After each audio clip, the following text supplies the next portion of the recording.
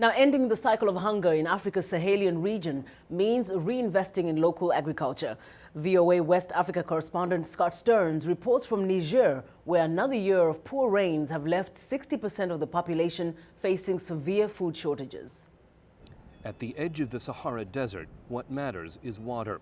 People in Niger have lived through cycles of drought, locust infestations, and sudden floods that have led to food insecurity and malnutrition in the early 1970s, the mid-1980s, 2005, and today.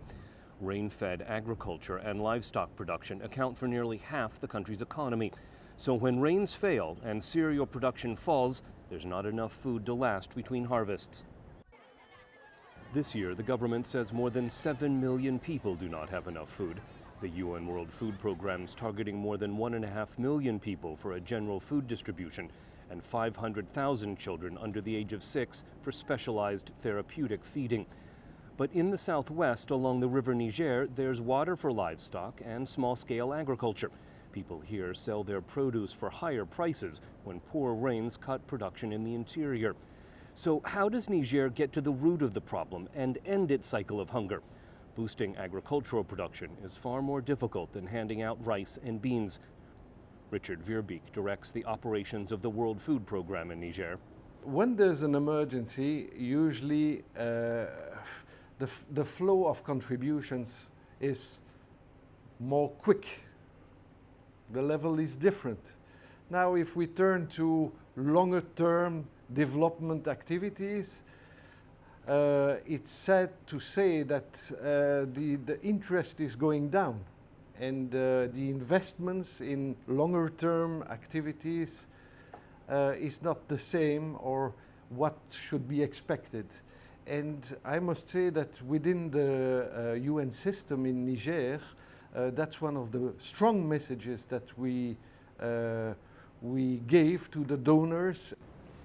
Boubacar Bello is president of Niger's National Chamber of Agriculture. He says people appreciate outside assistance, but realize it makes them no more food secure. Tous ces remèdes-là, ce sont des remèdes de calmants. Food assistance is medicine for the disease. It does not cure the disease itself. To truly cure the disease and have food security, water is necessary, and we must have good seeds that can adapt to the climate of the country. Qui s'adaptent au climat de notre pays. Bello says farmers in Niger know what they need to break the cycle of food insecurity. Aussi, ce n'est pas à cause des pluies. Donc, nous aussi, la pluie. We cannot rely on the rainy season. Every year there is less and less. We have groundwater, but we don't have sufficient material to get access to it. People dig traditional wells that go as far as 100 meters or 120 meters without any machinery. That is not enough. We do not have modern fertilizers and improved seeds. 100 mètres, quelquefois 120 mètres. Ibro Adamu is director of soil restoration at Niger's Ministry Against Desertification. Nous essayons au moyen de techniques et de technologies appropriées, souvent simples. We are trying to use simple, appropriate technology to rehabilitate degraded soil and extend the area for farming. We're also protecting some productive lands from becoming desert.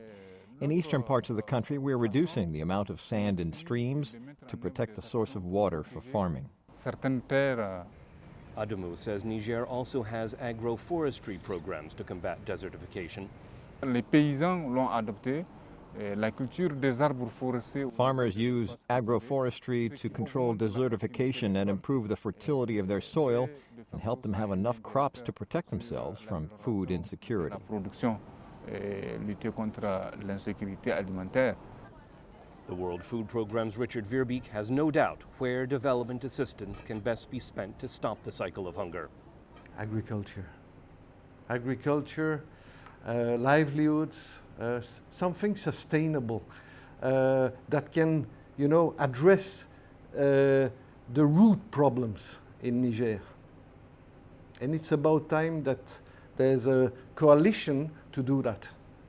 The military government that took power here in February says it's determined to improve agricultural production.